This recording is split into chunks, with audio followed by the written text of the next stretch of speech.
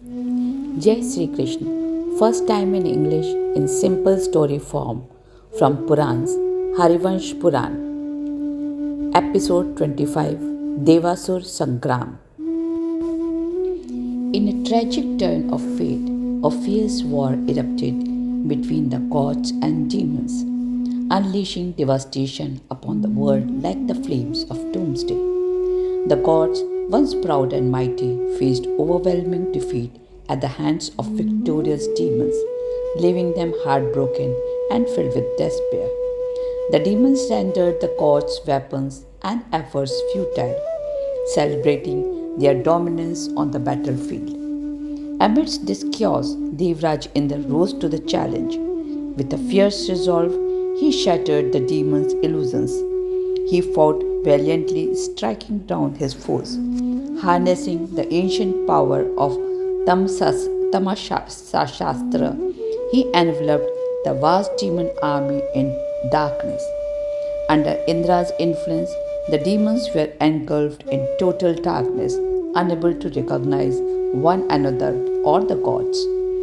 In response, the demon named Maya shattered Indra's illusion and conjured fearsome force known as Mahamaya, born of the blazing fire, called Orva. The illusion created by Maya consumed the darkness, reducing it to ashes. In its way, the gods found themselves scorched by the fierce glow of Orva. Seeking refuge from the searing heat, they retreated to the moon's cool waters in distress. In their distress, they turned to Indra for solace. Then Varun spoke up. Devendra, in ancient times there was a revered sage named Urva, the son of Shri Bhrigu. His penance was unparalleled, radiating warmth and light like the sun, bringing both reverence and heat to the world. The gods, sages, and Brahmarishis approached him, earnestly seeking his favor. They prayed, Lord, the root of your lineage have been severed. You stand alone, childless, yet you make no effort to preserve your heritage. Rishivar, your penance is unmatched and your brilliance rivals that of Prajapati. It is imperative that you take up the mantle of your dynasty and ensure its continuation. Upon hearing the Maharshis, Urva responded, Mahatmas, for sages like us who subsist on the fruit of the forest, the eternal dharma of asceticism and celibacy has been our path since ancient times. The scriptures prescribe 3 sacred duties: performing yajna, teaching the Vedas, and accepting alms, exclusively for those Brahmins who dwell within the household ashram. For forest dwellers like us, the fruits of the forest sustain our lives. Adherence to celibacy is the primary path to attaining Brahma in the afterlife. Without yoga, success remains elusive, and without success, fame cannot be achieved. There is no penance greater than celibacy. An ascetic should focus his mind on a vision of creation. I will conceive a son whose spirit will burn with intensity, all without the act of union with a woman. He will possess the power to reduce all foes to ashes. With this resolve, the sage entered into deep penance, ultimately giving birth to a son. The fierce fire born from the anger of Urva after the tearing of his thigh became renowned as Urva. As soon as he emerged, he proclaimed, Tat, I am hungry. Please offer me this entire world as my feast. The flames of the fiery entity spread in all directions. At that moment, Brahmaji arrived at the place where Urva Muni had given birth to his extraordinary son. Addressing Urva, he said, Vipravar, you must temper your son's power with the desire to benefit the world. Urva replied, O God, When he reaches the prime of youth, what pleasure will satisfy him? Where will he find his true home? Brahmaji said, Vipravar, your son whose form resembles the mouth of a mare will find his dwelling in the ocean's depths. His residence shall be there as well. At the time of doomsday, it will consume all beings, gods, demons, and more. With that, the fire known as Orva gathered its flames and entered the ocean's mouth. Thus, in ancient times, Agni, the son of sage Urva, created this insurmountable and painful illusion, which even the gods struggled to overcome. Those who had forged it with their power had also cursed it, declaring that it would remain potent only until the lifetime of Hiranyakashipu.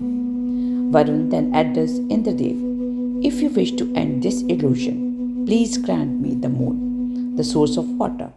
With the moon's support and your grace, I will surely destroy this Maya. Upon Varun Dev's request, Indra sent the moon to aid him. In the ensuing great battle, Varun and the moon began to devastate the demon army, striking down grains and unleashing hailstones. Their torrential rains made the demons' forces appear as if they were engulfed in an endless flood, reminding of doomsday. As Chandradev and Varun Dev worked to extinguish the demons' illusions, the illusory demon Maya took notice. In response, he unveiled the formidable Parvati Maya, crafted by his son Koch in the heavens, which began to spread throughout the land. This Maya unleashed a vast net of stones, mercilessly raining down upon the divine beings. The sound of rocks crashing, falling trees, and the relentless assault of stones began to decimate the Dev community. Under the weight of demons' illusion, the powers of both Varun and Moon faded into invisibility. In that fierce battle, every god was struck by stones. To dispel the illusion cast by Maya, the gods turned to fire and air for assistance. Heeding Lord Vishnu's command, both deities sprang into action to eliminate the threat. In the midst of the chaos, Pavak and Pavan Dev surged forth like a whirlwind, shattering Parvati Maya and wreaking havoc on the demon army. Through their combined effort, Indra, the thousand-eyed deity, emerged victorious, while the demons, Maya, was soundly defeated. The atmosphere became purified, allowing righteousness to flourish. People embraced morality as their ally, and the practice of Agnihotra began to thrive. Pure-hearted individuals dedicated themselves to penance, establishing 3 pillars of the righteousness with only 1 leg of unrighteousness remaining. Songs of praise for gods echoed across the land. However, as Agni and Vayu instilled great fear in the demons, one named Kalnemi stepped onto the battlefield. The moment he arrived, the gods, including Indra, felt a wave of dread wash over them. At the sight of him, the demons sprang to their feet as if imbued with nectar, shaking off their fears and filling with joy and determination for battle. Once again, the armies of gods and demons clashed, the conflict escalating into fierce struggle. Weapons clashed violently, darkening the sky with flying maces and creating a terrifying spectacle fueled by the fury of both sides. Amidst the chaos, the colossal figure of Kalnemi began to take shape, filled with the ferocity of the ocean.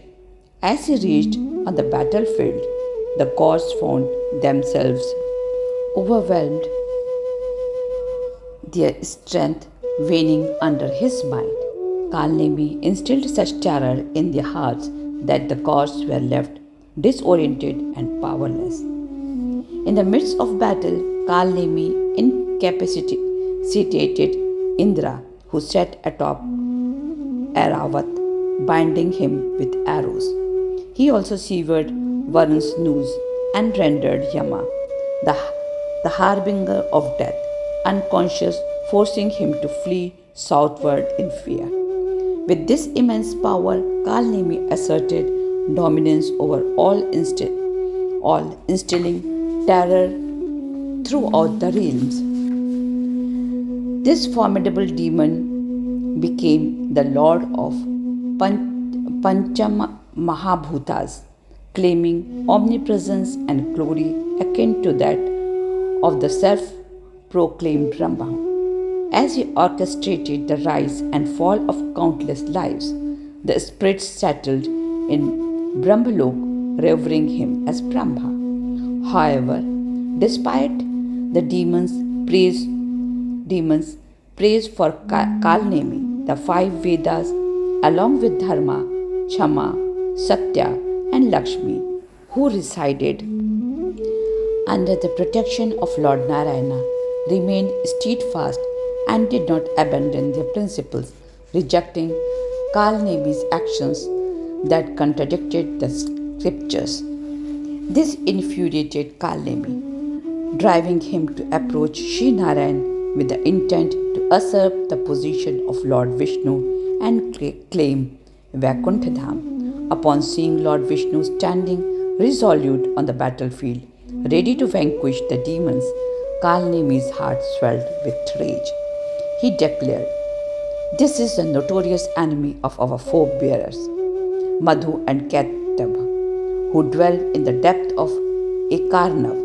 Under his protection, the deities at the center of the yajna partake the havishya offered by Maharshis through their three sacred sacrifices. This is the era of Tamas, and today I am the embodiment of that time." Kalnemi shouted, charging into battle and hurling accusations at Lord Narayan with contemptuous words.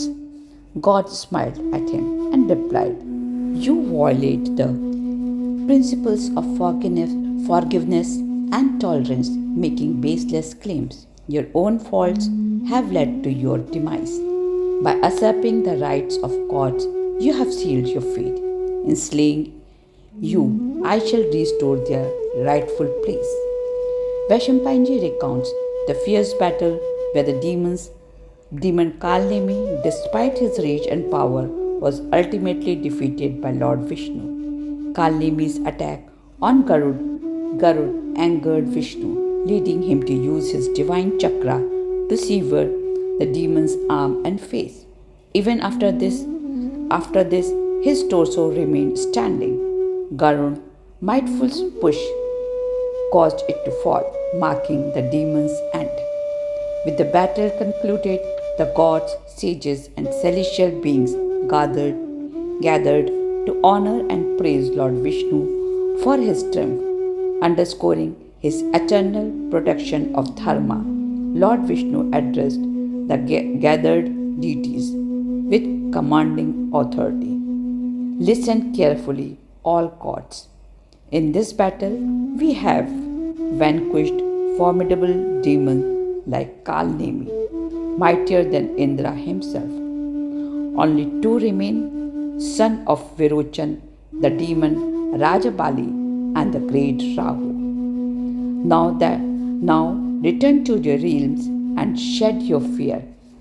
Fear not the demons, for I shall soon return to dispel your worries and restore your courage." With these powerful words, the illustrious Lord Vishnu departed for Brahmalok, accompanied by Lord Brahma, leaving the gods reassured and emboldened. Jai Shri Krishna. Here is the end of Harivansh Parv. Next, we will start Vishnu Parv, Birth of Lord Krishna, Episode 26.